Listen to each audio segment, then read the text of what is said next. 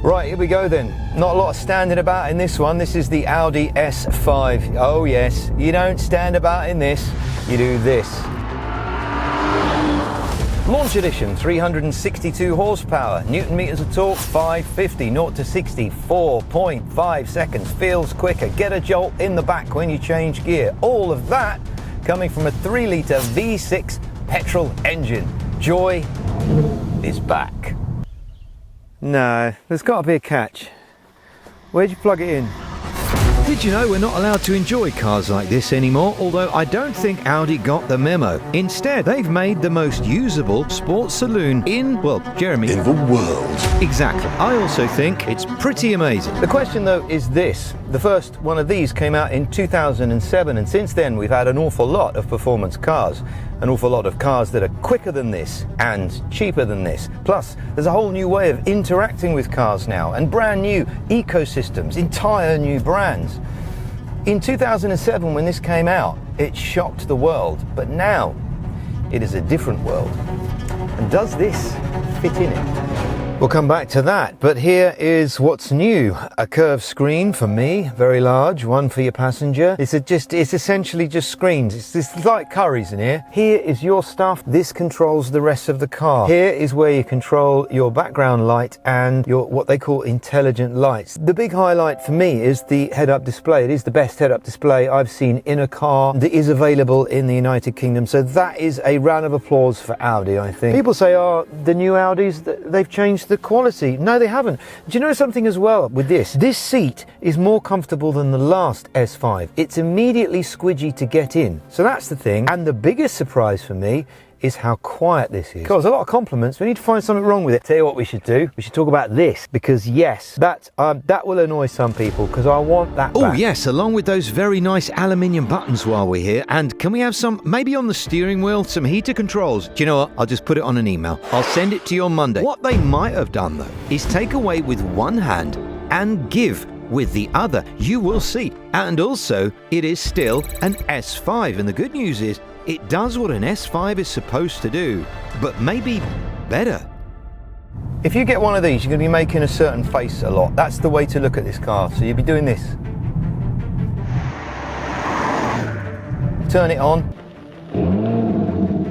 People will be like, all right. You'll appreciate an engine more than you ever have before. Why? Because, well, this has one. And every time you lock it and walk away, it's a cliche, sorry, but you will look back. To me, it also feels more rounded and complete than, well, I want to say anything at the moment. Literally, after 2,482 miles, I did not want to give this back. You know about the bad news though, right? I mean, everyone knows about the bad news. Well, you know, it might not be bad news for you, but it's bad news for me because they no longer make this one. That is the coupe, 2 doors, because Audi said we don't have any demand now for the coupe, so we're only going to make a 4-door, a saloon or a sedan. Do you know why they did that? Because you decided to have kids, and that is selfish. Whilst the 360 camera isn't the best I have seen, the head-up display might be. There's an image of the road look and the number of lanes, media information, sees and shows the other cars, bit like a Tesla, but they look better, and counts down to new speed zones. But as well as looking nice, reports suggest, more importantly, it will reduce the likelihood of an accident by a massive 25%. Famous dancing matrix LED lights at the front and then OLED lights at the back. They also do light signatures, and of course they're not just light signatures, they do communication. What's that? Radar cruise control, of course. Head-up display, yes, it's an S5. You got to put everything on it. Oh, and it's still got this. Hey Audi, Yes. show me Starbucks. Starbucks in Swindon. Post office. Cricklade Post Office in Cricklade. Would you like to start route guidance? Actually, what you find is when you are in navigation, these speakers in the headrests, suddenly you get warnings. You also get little warnings for roadworks as you're going along, even if you haven't got the navigation on. You just get this female voice. Hello, in 200 yards, go left. It blows in your ear a little bit. All right, here's how much room you have in the back, or should I say, here's how much room there is in the back for your kids that you decided to have. Plenty of room. They got their own door. Have a look at this. This is the new pan roof with switchable transparency. You've got little stripes here, then you can have the stripes moving, and then you can have it completely opaque, and then transparent, which does it like that. That is fantastic. How does that work? It is fascinating. So if you imagine two sheets of glass like this, in the middle there's molecules. When the molecules are all scattered about and in a mess, then it is in this mode, which is the opaque. But if you put a tiny little bit of a current in there, then all the molecules line up like this, and then you see all the way through.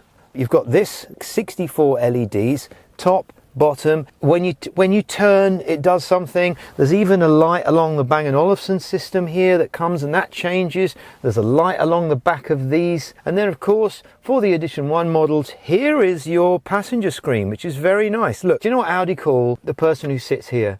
They call them the co-pilot, because they can do things, right?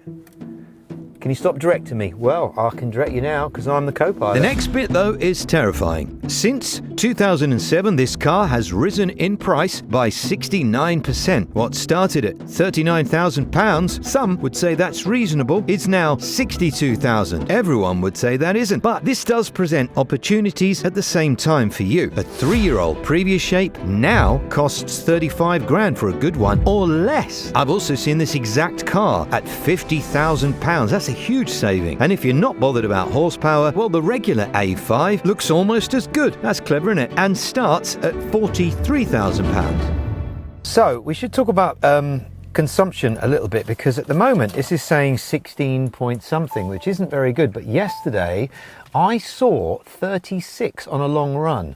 So very quiet and very, very good. And it could be to do with the onboard battery. So you've got two batteries, which is one, the 12-volt battery, which controls the curries, and then you've got another battery, a 48-volt battery, which is sort of like a helper for the engine. We all know about that. That's what most cars are today. Essentially, they're all mild hybrids. It's the thing is, I don't think they should have called it that. I think they should have just put the little 48-volt battery in and not told us. Because when you say the word mild hybrid, people go, wait, what do you mean by that? But essentially, it's just modern. It means instant acceleration. It means better fuel economy and better, more efficient power delivery.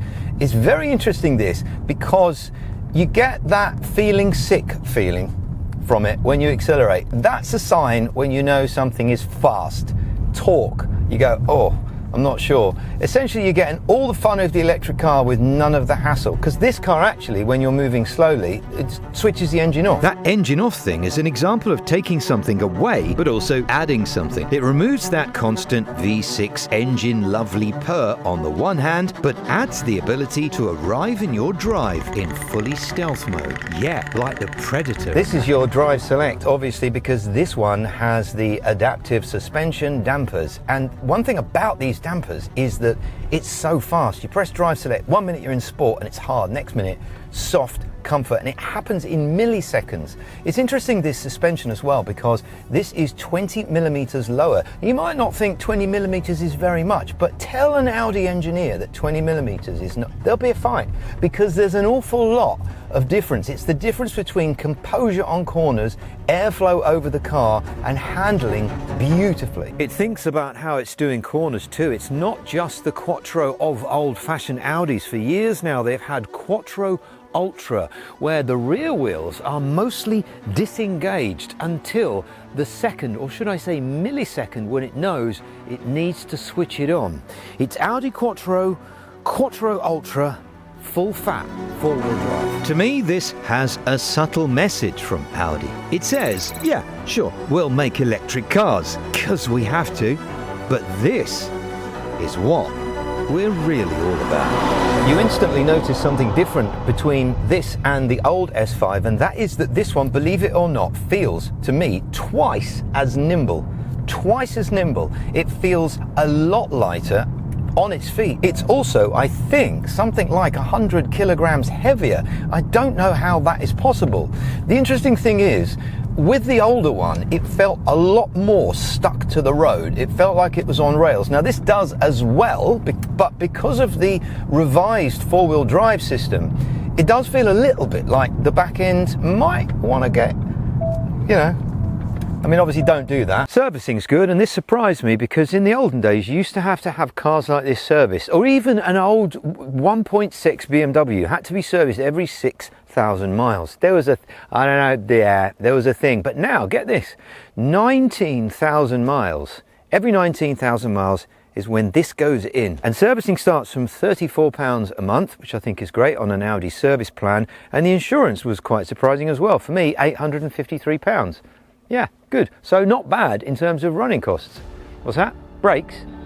Yeah, well, I mean, they can save up. The big question, which will be answered soon though, is this. Is this better than the BMW 340i or the Mercedes C43? They're all good, but if you're in a hurry, the Mercedes does have a 2-litre engine and the BMW does have a more exciting cabin, makes you feel 18 again. Not sure where I'd put my money if I'm honest, but if it were down to looks, well, that's an easy win, right? One thing is very clear, this isn't the S5 that we knew before. This is a completely different animal. There are little hints to the old one, but yes, it has lost a little bit of its character.